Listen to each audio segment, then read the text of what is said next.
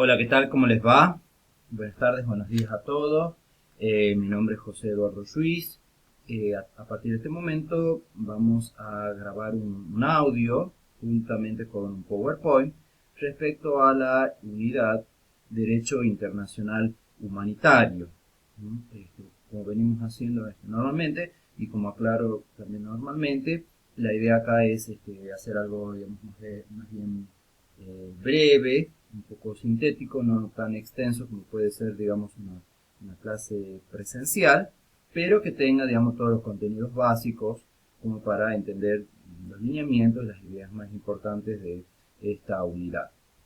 Bien, dentro de lo que se refiere específicamente entonces al derecho internacional humanitario, los antecedentes históricos dentro de este tema están dados por las diversas situaciones y las experiencias en la historia de la humanidad con respecto a, obviamente, hipótesis de exceso en el uso de la fuerza. Entonces se va a ver la necesidad de, y se va a seguir una iniciativa de cierta manera, limitar y regular el uso de la fuerza.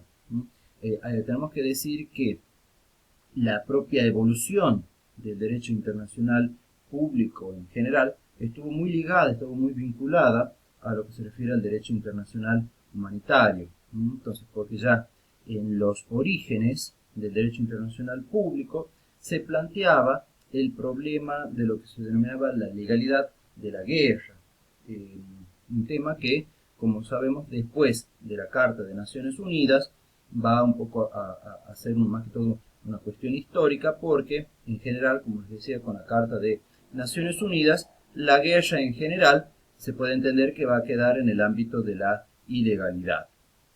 Bien, dentro del derecho internacional humanitario podemos distinguir dos ámbitos. Por un lado, lo que se denomina el jus ad bellum, es decir, cuáles eran aquellos procedimientos, podemos decir, legales, que se acordaban o había un consenso de determinar cuáles eran los procedimientos legales para poder iniciar y para poder terminar la guerra. Es decir, qué pasos, qué digamos, reclamos, qué intimaciones se tenían que llevar a cabo para que se pudiera entender, para que se pudiera decir que una guerra, que un conflicto bélico se había iniciado y había culminado dentro de ciertos visos de legalidad.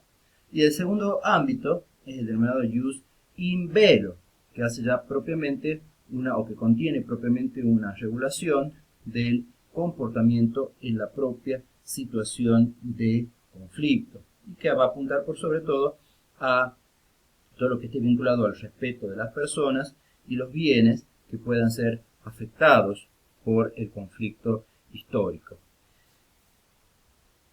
Dentro de las fuentes, tenemos que decir, cuando hablamos del derecho internacional humanitario, se pueden encontrar las mismas fuentes que ustedes pueden haber visto cuando han tratado el tema en general en derecho internacional público.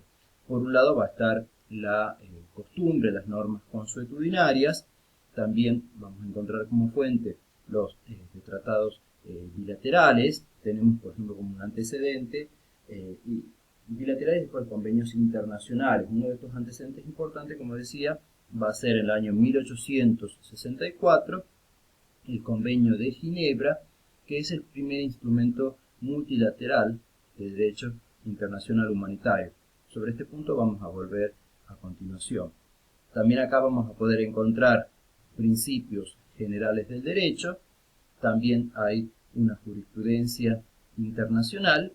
Alguna de ellas va a emanar de tribunales ad hoc y algunos también va a emanar de tribunales permanentes. Lo importante de la jurisprudencia internacional también en este caso va a estar dado no solamente porque se lleva a cabo una labor de interpretación y también en algunos casos una labor de desarrollo progresivo del derecho. Y después se va a encontrar, por supuesto, la doctrina de los autores como una fuente subsidiaria. Y aquí vamos a tener, en este caso del derecho internacional humanitario, un órgano muy particular que es el CICER, el Comité Internacional de la Cruz Roja, que también más adelante en esta clase lo vamos a ver. Cuando uno estudia, digamos, cuál es el bien protegido, digamos, qué conjunto de valores tiende esta parte del derecho internacional público a proteger, podemos llegar a concluir que es la humanidad. ¿Por qué? Porque, ¿cuál es la situación? Se tiene que respetar que ante una situación de conflicto, ante una situación tan extrema como es un conflicto bélico, se tiene que bregar por garantizar la supervivencia, superando los peligros de la guerra y, como decíamos, tratar de que los daños, obviamente que las consecuencias negativas que todo conflicto bélico trae aparejado, se puedan tratar de minimizar, se pueda tratar de restringir. De aquí se habla de tres funciones que tiene este derecho humanitario. Por un lado, una función organizadora. Repito, nos encontramos en una situación extrema en la cual los estados no han podido, de ninguna de las maneras, de ninguno de los métodos de solución de controversias, todos esos métodos, digamos, se han visto impotentes. Entonces, ante una situación tan extrema, donde hay obviamente un alejamiento del derecho, el derecho humanitario hace ese esfuerzo por organizar dentro de lo posible, entonces, cómo se desarrollan estos conflictos bélicos. También cumple una función preventiva. Obviamente, de por sí, por definición, una guerra, como decíamos, va a traer aparejada una serie de consecuencias negativas y valiosas. Entonces, pero el derecho humanitario va a tratar de evitar males mayores dentro de una guerra. Y finalmente se va a encontrar una función protectora. Y cuando hablamos de función protectora, no solamente va a alcanzar o se va a extender a las personas, a los seres vivos, sino también se va a extender a bienes, como vamos a ver. Bien, con lo que habíamos dicho anteriormente, que en primer momento, dentro de esta vertiente, se hablaba de jus ad bellum, es decir, un conjunto de normas, ad bellum, un conjunto de normas que hablaban de qué procedimientos se tenían que seguir para llevar a cabo un conflicto bélico. Habíamos aclarado también que con la Carta de Naciones Unidas, como principio, se establece una prohibición del uso de la fuerza, es decir, que por definición lo pone al conflicto bélico en el ámbito de la ilicitud. Pero también la Carta de Naciones Unidas entonces va a establecer que, ya sabemos nosotros, tiene como propósito en el artículo primero mantener la paz y la seguridad internacional, y bueno, y dentro de este artículo también toma una serie de disposiciones con respecto a qué medidas se tienen que llevar a cabo para cumplir este propósito. Y también dentro del artículo primero se establece la necesidad de fomentar entre las naciones las relaciones de amistad. Ahora bien, ¿qué va a pasar cuando, a pesar de todas, digamos, estas situaciones, no se puede dar satisfacción, como decimos, a estos propósitos y a estos principios? Ya sabemos que Naciones Unidas está basada en el principio de la igualdad soberana de sus miembros, que las controversias internacionales sean solucionadas por medios pacíficos, que los miembros se abstengan de recurrir a la amenaza o al uso de la fuerza, y que en base a esto todos los miembros de la organización están obligados a colaborar para, digamos, evitar o para dar una solución a cualquier situación de conflicto bélico entre los estados.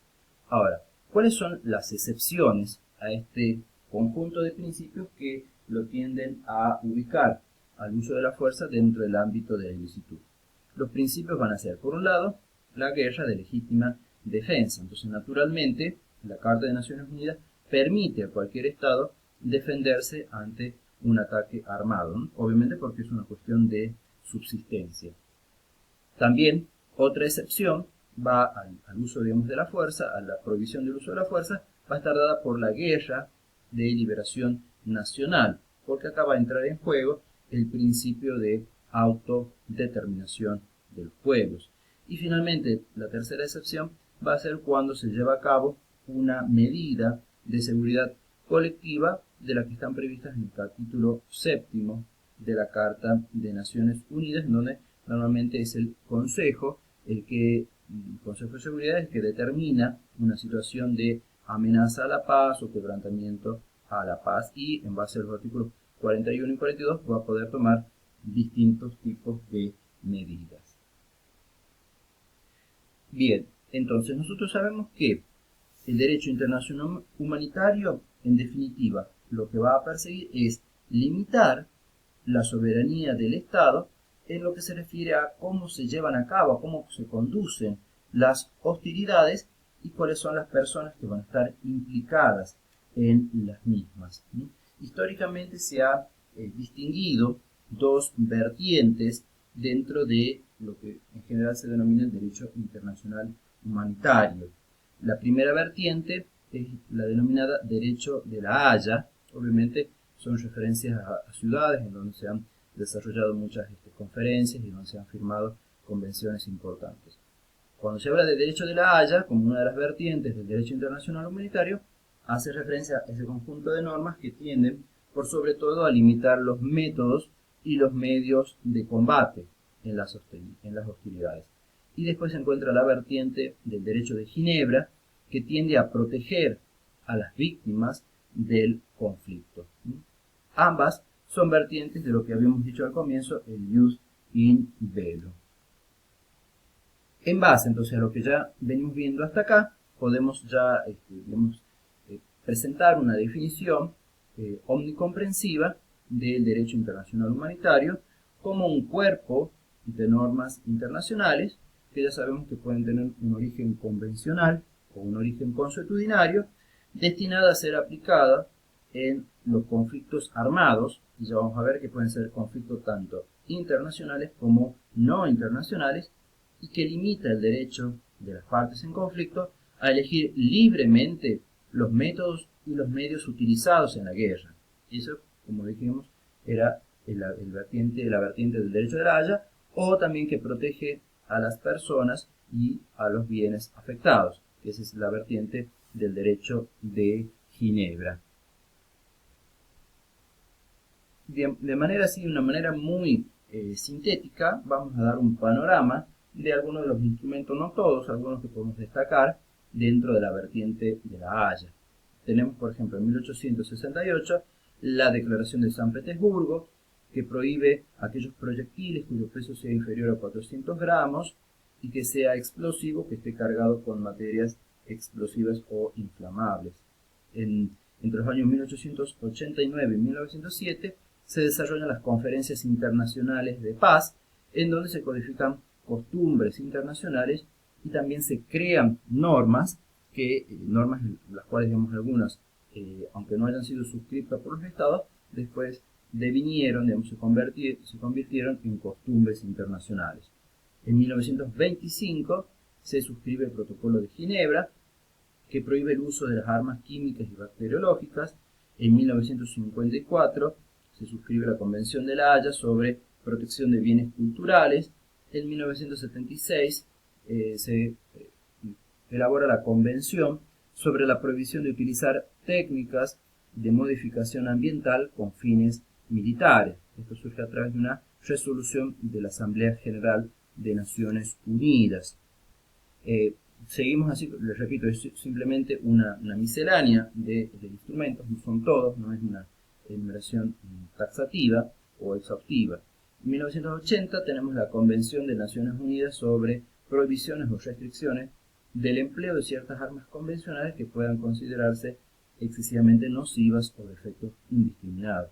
En 1997 tenemos la Convención sobre la prohibición del empleo, almacenamiento, producción y transferencia de minas antipersonales y sobre su destrucción. En 2008 tenemos una convención sobre los municiones en racimo.